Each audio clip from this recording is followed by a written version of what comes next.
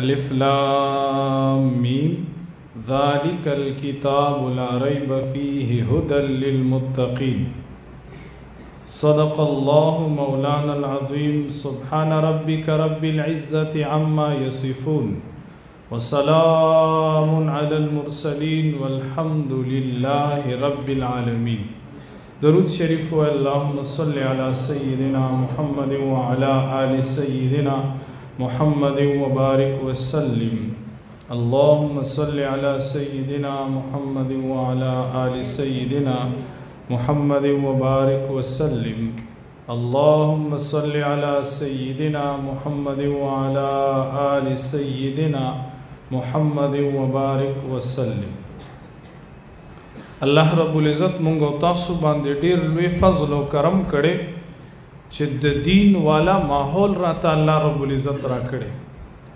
د دنیا نور خلق او نور ملکونه داسې مجالس پسې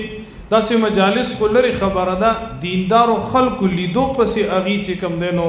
تګي دی او ناس دی چې داسې خپل خلق راشي او مونږ یې وینو دیدار یو الله رب او دا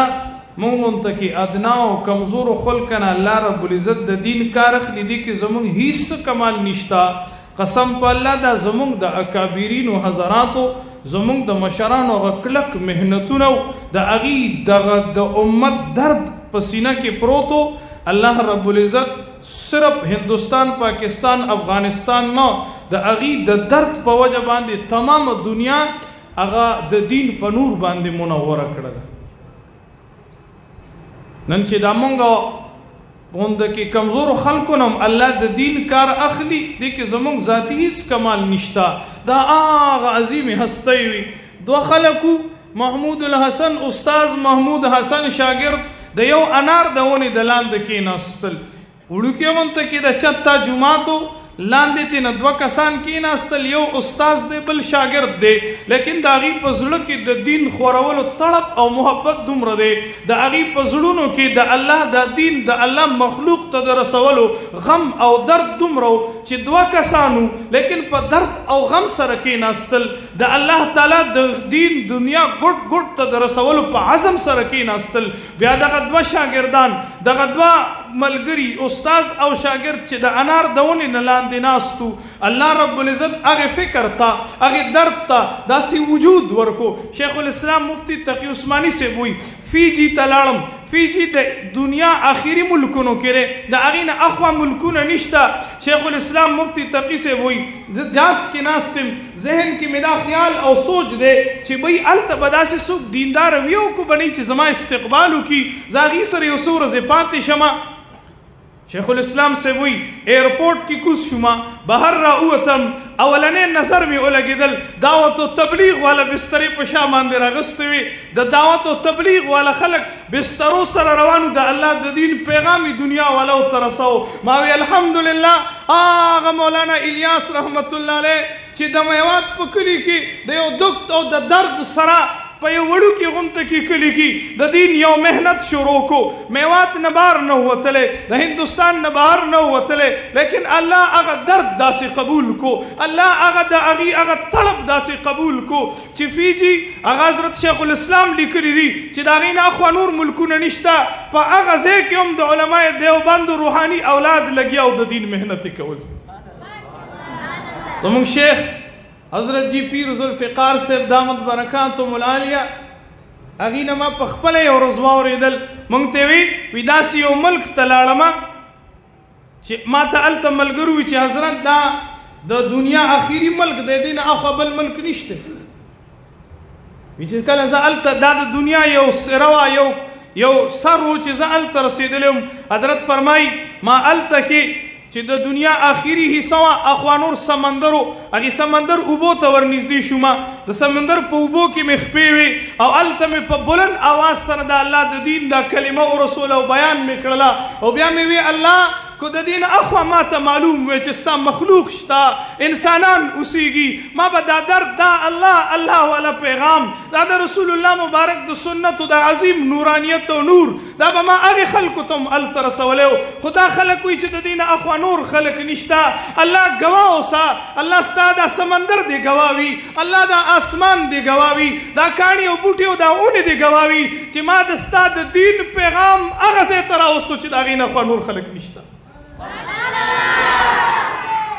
دا زمونږ د اکابرینو زمونږ د مشرانو برکاتو د هغې غم او دردو چې الله رب العزت مونږ فقیران هم چېرته کینو الله رانه خدای بلا ماشومان راته وکړي مونږ ملنګان هم چېرته کینو چې په څه نه پوهېږو هم چېرته کینو الله رب العزت راته خدای خلک کینئ د الله کتاب زمونږ په خوله باندې الله جاري کړي د ماشومانو اذهانو ته او قلوبو ته الله منتقل کړي زمونږ اکابرین ډېر لوی خلک مولانا الیاس رحمت الله علیه چې ابتدا کې دا او تبلیغ کار شروع د ایران یو عالمو هغه دارالعلوم دیوبند ته په سلسله کې راغلی د ایران نه بیا د مولانا الیاس صاحب سره ملاقات وشو مولانا الیاس رحمت الله علیه ته وفرمایل چې ما دغسې یو ترتیب د دعوت او د تبلیغ نظام هغه مې شروع کړی دی په هغه دور کې به چېرته خال مولانا صاحب رحمت الله علیه څه کسان را جمع کړل او بیا به د هغې تشکیل وکړلو چېرته به په ګرانه باندې خلک میلاوېدل هغه ورته د خپل جماعت ترتیب او نظام بیان کو بیا ورته وی چې زما دا جماعت کله ایران ته درشي نو ته به نصرت کې او کو نه کې دا ایران والا عالم وی چې کله مولانا دا خبره وکړه موږ له خندا راغله چې تا خو په هندوستان کې څوک نه پرېږدي ته خو هندوستان کې چې جومات ته څوک ولېږي خلک یې د پسې واپس را وباسي تا سره خو ټول څلور پنځه کسان دي دومره لوی هندوستان بیا د هندوستان نه اخوا دومره لوی پاکستان بیا د هغې نه اخوا دومره لوی افغانستان دا درې څلور ملکونه چې ته پوره کې هغې نه وروستو به د ایران نمبر راځي بیا به ایران ته ستا خلک راځي دا خو څه بعیده غونته کېده وایي ما هغه ته خندا کړې وي چې زه ستا جماعت والا ملګري راشي بیا به انشاءالله زه د هغې نصرت او امداد کومه د هغې تعاون به کومه د هغې مرسته به کوم د هغې نصرتونو له به ځم دا سړی وایي زه لاړم ایران ته زیات نه زیات 7 کاله بعد زکور نه بهر راووتم مسجد ته تلم ومې کتل د مسجد په لار باندې چند کسانو هغې بسترې راغستي په سرونو باندې ایښودلي دي جومات طرف ته را روان دي ما وی څوک یې لکه وی موږ دعوت او تبلیغ والی یو د دعوت او تبلیغ کم تنظیم دی کم نظم دی په هغه طریقې کار باندې ما وی کوم ځای نه راغلي یې وایي موږ د هندوستان نه راغلي یو ما وی ستاسو مشر څوک دی وی مولانا الیاس وی چې کله یې دا نوم واغېستو ما فورا د هغې نه بسترې واغېستلې ځان مې راواچولي جومات ته مې بوتل هغې ته مې وي تر څو پورې چې ستاسو ایران کې تشکیل وي تر څو پورې چې تاسو ایران کې زه ستاسو خادم یم ما نه څو کاله مخکې مولانا الیاس وعده اخیستې وه چې دا زما جماعت دا کله ایران ته درشي ته به یې نصرت کې او که نه کې ما وی او ما مسخره وکړه او خندا وکړه چې مړه دا به سیوا کېږي او بیا به کله ایران ته راځي ما او تا به یا ویو یا به نه یو دا خدا نه په 8 کالو کې الله ایران ته دا خلک راورسول ما وی مولانا الیاس سره ما وعده کړې وه د هغه وعده نن زه رښتیا کوم هغه سره وعده باندې وعد او پیمان کومه وفا ورسره کومه تر څو پورې چې تاسو دلته زه به ستاسو خدمت کومه داسې درد والا خلک الله رب العزت مونږ ته دغه اکابر را کړي د هغې اکابرو هغه فیض دی چې نن الله جاري کړی دی مونږ هم پکې په شان د الله رب العزت د خادمانو او د هغه سمندر یا سیلاب چې په یو طرف باندې راشي نو خس او خشاک ځان د زر ټول وړي دا د هغې دا فیض په شان د سیلاب دی مونږ خاص او خشاک یو الله پکې مونږ هم استعمالوي او روان کړي یو د ځان سره الله رب العزت د قرآن والا مجلس را کړي نبی علیہ الصلوۃ والسلام صحابه ته وفرمایل ادبوا اولادکم 3 خصال خپل اولاد ته درې صفتونه په خپل اولاد کې د دې تادیب ورته ورکوي تعلیم ورته ورکوي درې څیزونه خپل اولاد ته وښایه نبی علیہ السلام وفرمایل نمبر 1 د خپل نبی محبت ورته وښایه نمبر 2 د نبی د اهل بیت د نبی د اولاد محبت ورته وښایه دریم نمبر نبی علیہ السلام او فرمایل د قرآن عظیم الشان تعلیم تلاوت د هغې علم ورته وښایه د قرآن محبت د دې په سینو کې واچو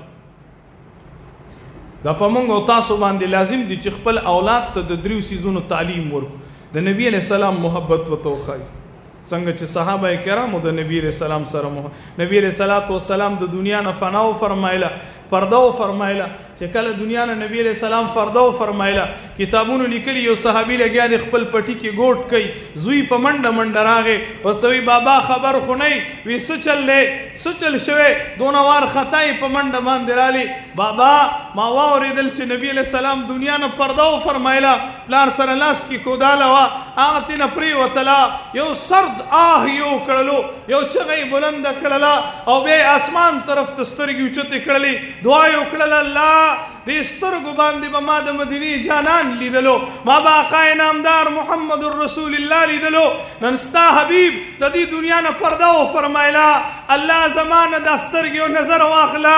زه په دې سترګو نور خلق لیدل نه غواړم چې زما آقا محمد رسول الله نه زما په دې سترګې پکار نه دي دعا یو کړل الله تینا نظر او سترګې واغستلې داسې عاشقان دا محبت نبی علیہ السلام داغي پزړونو کې اچولې او داسې محبت خپل اولاد تور خودل پکار دي زمونږ شیخ حضرت جی دامت برکاتهم العالیه بارک کتابونو لیکلي دي دا د دې دور ژوندې سړی دی دا په دې دور کې ژوندې دی موږ او تاسو یې کتلې او لیدلې شو هغې باره کې کله په پنځم کې سبق ویلو وی استاد راغی ورته وی پاسه زمونږ د پیغمبر سنم دی د ماشوم دی پنځم کلاس کې سبق وی د ټولو نه قابل ماشوم دی د اول په کلاس کې هم ماشوم ته پته شي زمونږ د پیغمبر سنم دی وی دا استاد وخلو ویم ټکول خو استاد ته د نبی علیہ السلام نوم وانغست وقفه شوله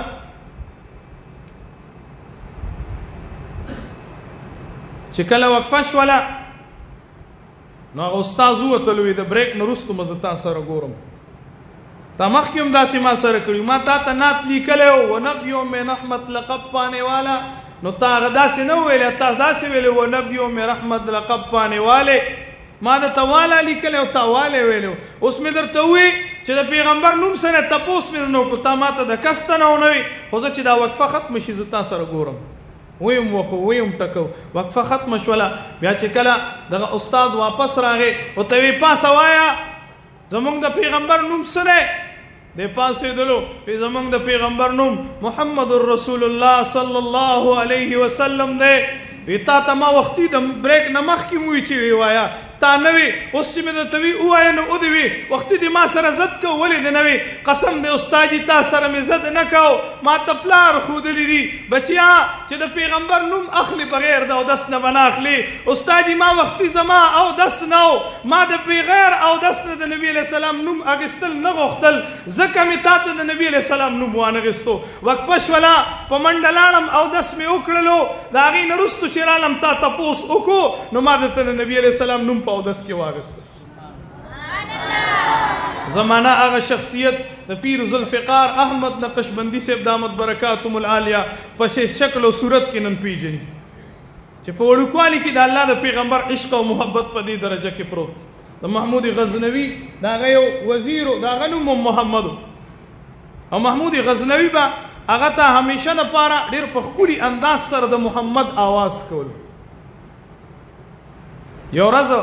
محمود غزنوي هغه ته آواز وکړو نو ورته وی اے د پلانی پلاره ابو عبدالله دی خوا راشه هغه سړی پریشان شو حیران شو چې محمود غزنوي ټول عمر کې ما ته خپل نوم اغستی دی ننې نو دی پریشان او محمود غزنوي خو یو ډېر لوی جرنیل او عظیم بادشاه د مسلمانانو نو دغه تپوس کولی نه شو چې به یې اوس دنه څنګه تپوس وکړمه بهرحال موقع میلاو شوه وی باچا سلامت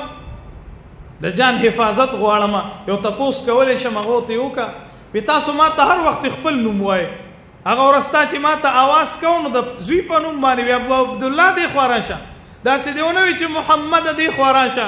هغه ورته وی او په هغه ورځ باندې ما چې تا ته د پیغمبر نوم اغستلو یعنې ستا نوم د پیغمبر د نوم په شان دی هغه ټیم کې زما اودس نه و نو ما اودس نه و کړی ما وی زما په خوله باندې به زما د پیغمبر نوم بغیر د اودس نه راشي نو ځکه مې درته محمد ونه وي ابو عبدالله مې درته وي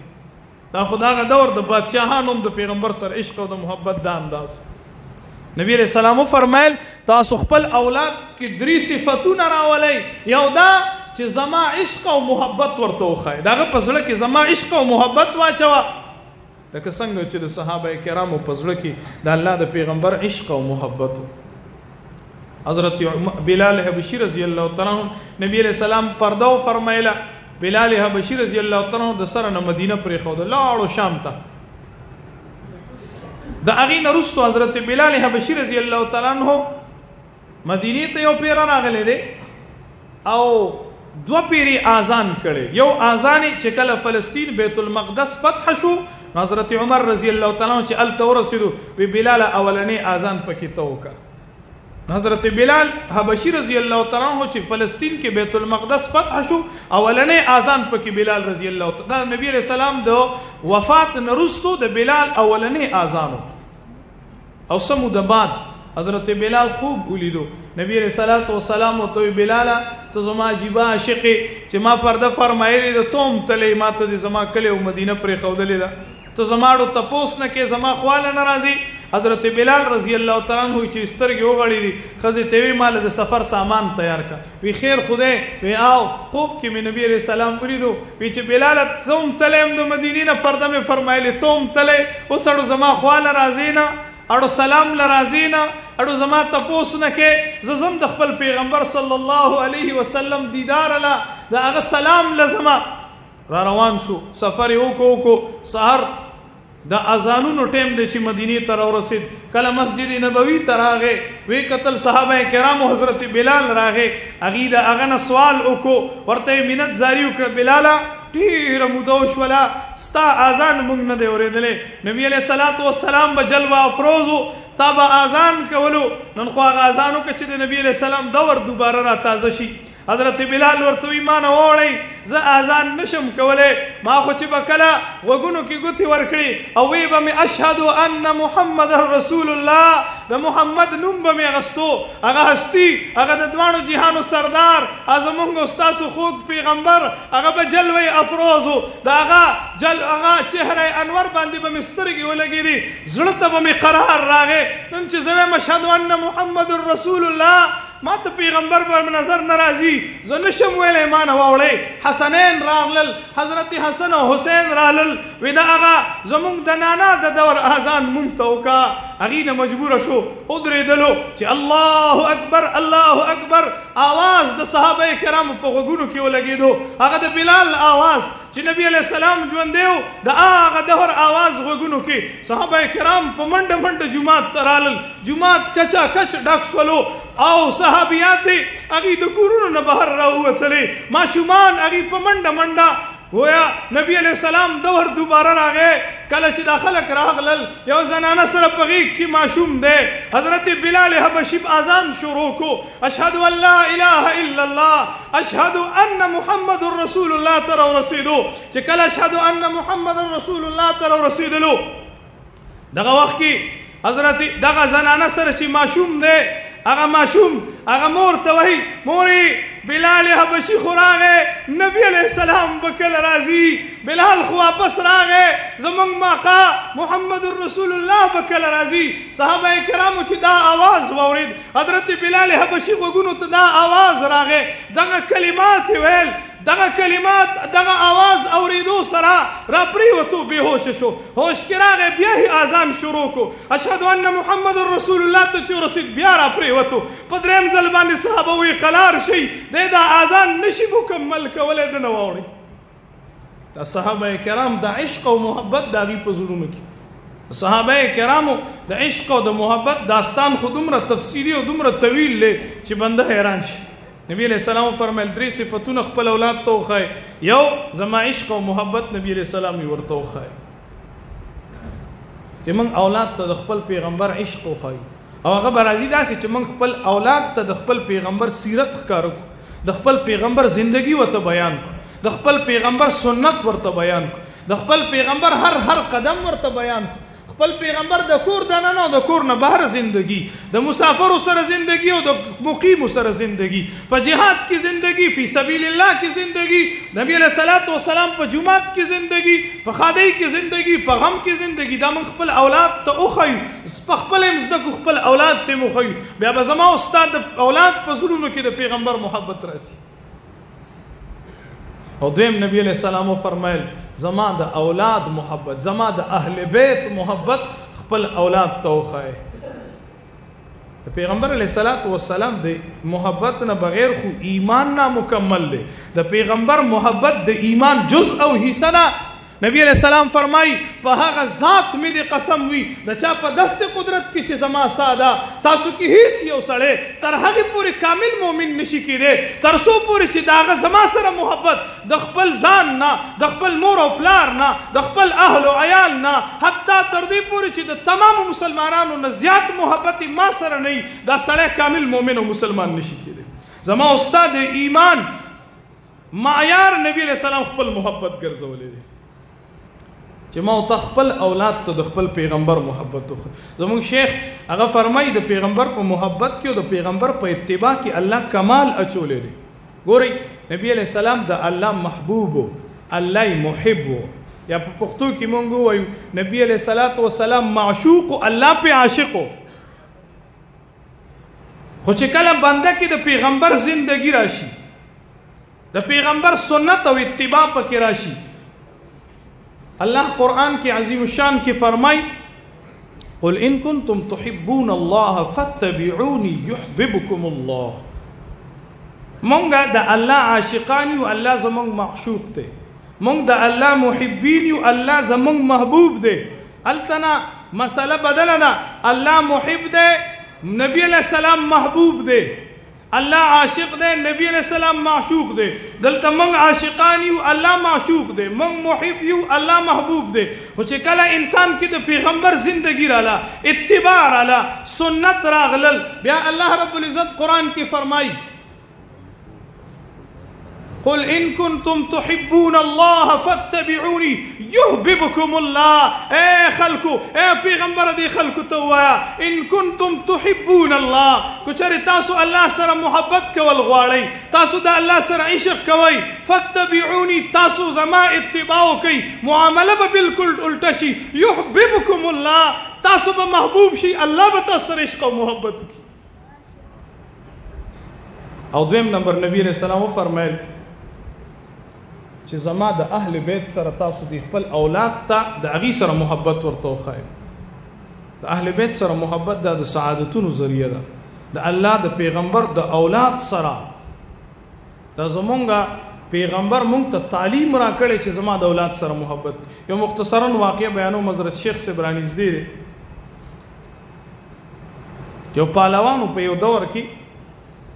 چې د هغه پهلواني دومره مشهوره وه چې هغه ته شکست ورکول والا څوک نه. بیا یو وخت کې هغه پهلوان هغه بادشاه ته د هغه شهرت ورسېد او بادشاه خپل شاهي پهلوان هغه جوړ. بادشاه سره به په تخت باندې نږدې ناستو او بادشاه اعلان وکړو چې د ده شکست زما شکست، د ده جیت زما جیت، چې دی ګټي لکه بادشاه چې وګټله، ده چې بیله لکه بادشاه چې بیله. او که چا دله شکست ورکړو د خزانې دروازه به یې کولوم چې څه خوښي ځان له دې زما د خزانې نه یوسي. دنیا خلق راله او پهلوان سره مقابله کوي خو شکست. پهلوان دومره مشهور شو چې په 4 عالم کې د هغه ډنکه بجاویږي. د هغه د شهرت دا عالم و چې تمام دنیا کې د هغه شهرت خور شو. به دې پلاني پهلوان ته د دنیا د ګوټ ګوټ نه پهلوانان رالل، شکست یې ورنکړو. د نبی علیہ السلام په اولاد کې یو نوجوان دی، هغه د یو څو بلا او خویندو چې یتیمانان وي د هغې کفیلو، مور یې وکونډه، د خپل اولادو د بیمار او کمزور او د کور د کفالت چلولو د سر کاروبار نو، دیاړي مزدوري میلاویږي نه، تندې دي، پاقي دي، تنګ و تنګۍ کې ژوند تیریږي، تندې لوږې تیریږي.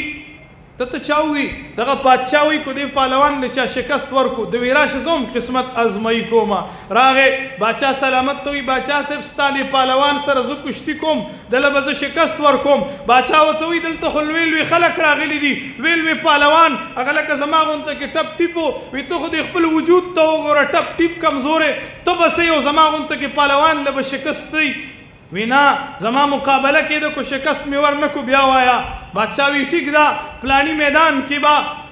د بغداد په پلانی میدان کې با تمام خلک را جمع کیږي، تمام عراق او بغداد به را جمعي. بادشاه د پاره تخت ولګېدو، بادشاه په تخت جلوه افروز شو او خلک را جمع شول. مضبوط پهلوان چې د بادشاه پهلوان دی هغه میدان ته راووت. دغه وچ او کړس الک، دغه نری الک، دا کمزور د نبی علیہ السلام په اولاد کې چې دی د هم میدان ته راوتلو. دواړو مقابله شروع شوه، شپېلې بجاو شو، وی ولاس واچوي مقابله شروع کوي. دغه نری او مضبوط پهلوان مقابله ده، دغه کمزوري الک پهلوان ته لاس ور واچول. لاس په لاسو کې دي، سرونه یو بل سره وجنګول، شروع یې اچوله، زور یې شروع کو. د خوله ور نږدې کړه دغه پهلوان خولې جب غوږ ته، ورته وایي پهلوان صاحب ما ته پته ده چې زه تاله شکست نشم درکولی، ما ته پته ده ته د دنیا لوی نه لوی پهلوان نه راغورځولی، زه به دې سره وغورځوم. خو تا ته پته ده زه د پیغمبر په اولاد کې یم، زموږ په کور کې لوږې او تندې دي، زما په کور کې زما خویندې دي، د هغې د ودونو څه انتظام نشته، د هغې د خوراک څه انتظام نشته، زما کونډه مور د هغې د خوراک څه انتظام نشته، زما بچي دي د هغې د خوراک څه انتظام نشته. ته خو پهلوان یې الله ډېر لوی عزت درکړی دی، خو ما ته دې ځان راوغورځو، ستا به پې هېڅ هم لاړ نه شي، ماله به باچا انعام راکړي، زما کور به پرې روان شي، زما غریبي به پرې ختمه شي. د دا سوچ وکړو چې راشه د دنیا دپاره خو دې ډېرې پهلوانۍ کړي، نن د پیغمبر د اولاد سوال دی، پیغمبر اولاد ته ځان راوغورځوه، د ځان راوغورځو. باچا وایي نه منم، دا څنګه کیدی شي چې دا مشهور شاهي پهلوان دا د یو کمزوری الک راوغورځوي، بیا په مقابله باندې ورشي، بیا ورغلل، بیا یې راوغورځو، وی بیا ورشي، دا نه منم، په درېیم ځل باندې بیا راوغورځو. باچا غصه شو، په جلال کې راغی، وی نه منم داسې پهلواني، رخصه زما د دربار نه وځه، ته یو وړوکی او کمزوری او بیمار او اوچ کلک الک راوغورځولې، د هغه وجود خو هسې ډانچه ده، ته یو ډانچې والا الک راوغورځولې، ځه ورکشه. په تمام عالم کې چې دغه شهرت و، خلکو پې لعنت ویل شروع کړو، وی ته هم ځان ته پهلوان وې، دې وړوکي ماشوم راوغورځولې، دې نري اوچ کلس دې مریض الک ته راوغورځولې، ته هم ځان ته پهلوان وې. دا خبرې او خبرې. یو وخت دا و چې په کومه لار تلو تعریب به و، د هغه زنده‌باد نارې به وي. اوس حال دا دی چې زنده‌باد په مردآباد باندې بدل شو، هغه پسې د مردآباد نارې شولې، زړه یې مات شو، د جړا په عالم کې کور ته راغی، ډېر سخت پریشان دی. ما خو دومره شهرت کماو کړو، باچا به خپل تخت کې د خپل خوا کې کېنوله، ما باچا به په ما فخر کو، باچا به وي چې دی وګټي د ده جیت زما جیت دی، چې دی بیلي د ده شکست زما شکست دی. دا نن څه چل وشو چې زما دومره ذلت او رسوایي ماله راغلله، زه خو په شرمونو شرمېدم، زړه یې مات شلو، زړه یې ټوکړې ټوکړې شو. یاد وساتئ د ماتو زړونو قدر الله سره دی. په دغې عالم په جړا کې وده شولو، نبي علیه الصلاة والسلام خوب کې راغی، وی پهلوانا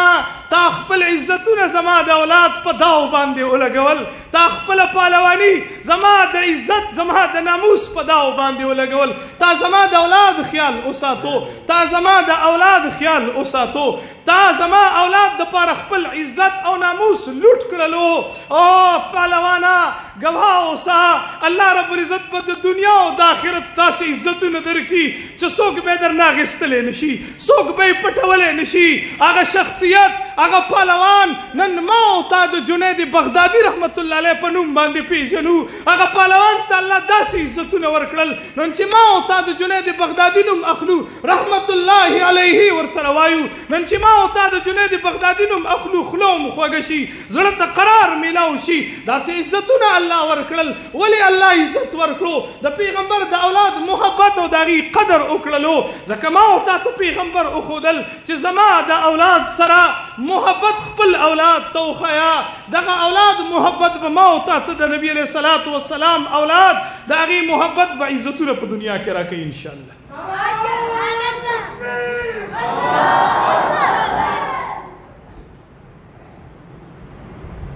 نبی علیہ الصلوۃ والسلام اولاد دا ډېر لوی خلک دي، مونږ او تاسو له د هغې قدر او احترام پکار دی، د هغې عمل د هغې په ځای باندې. سر سید احمد خان باره کې اشرف علي تانوي صاحب رحمت الله علیه لیکلي دي چې سر سید احمد خان ابتدا کې عالم مو ډېر پوه سړی او خروستو بیا عقیده خراب شوی ده گمراه شوی دی رست په ابتدا کې دی ټیک ټاک د فرشتو د وجود نه بیا رستو انکار کړي حالکه امنت بالله وملائکته دوم په فرشتو باندې ایمان دی هغه د فرشتو د وجود نه ډېری خبرې بیا رستو داسې دي چې هغه ته انکار کړي دی علماء لیکلي چې بیا په اخر کې دی گمراه شوی دی خو په ابتدا کې د صحیح عالم او ډېر پوه شخصیت سر سید احمد خان ما طرف ته متوجه شي حضرت شیخ صاحب لانه دی را رسي چې کله راشي مسجد ته برادن نشي تاسو ټول به وي نه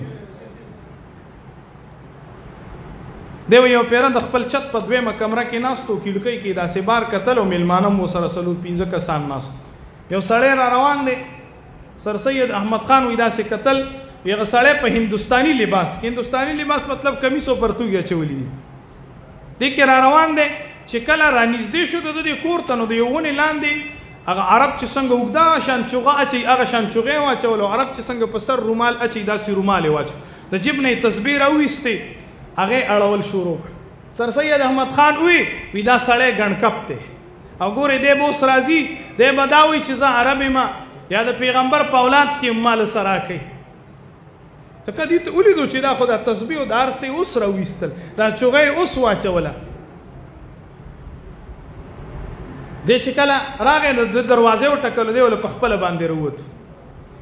چې په خپل راوتلو نو وی تاسو ته وکړو چې تاسو کې هغه ته وی چې زه د شاه غلام علي رحمت الله علیه خلیفہ ما د هغه مرید یم زه تندو لوګ راغستم دل تر غلم ته تخپته و چې دا دروغ یو ګڼکپ ته د پیجندلو دروازې کولاو کړه بیٹک کې کینو عمده خوراکونه په وکړلو بهترین تحفه او تحائف او د لارې خرچې هم ورکړه او رخصت کړه عملګرو ته تا خپل وی چې دا سړی ګڼکپ دی هغه ته او وی مال چې کم نسبت راکو شاه غلام علي رحمت الله علیه په هندستان کې ډېر لوی بزرګ تیر شوی او د نبی علیہ السلام په اولاد کې د مهد واسطه د نبی علیہ السلام د اولاد او د شاه غلام علي رحمت الله علیه راکړه او زه نه غواړم چې د شاه غلام علي واسطه یو سړی مال راکړي او نسبت راته بیان کړي چې زه دغه په نسبت کې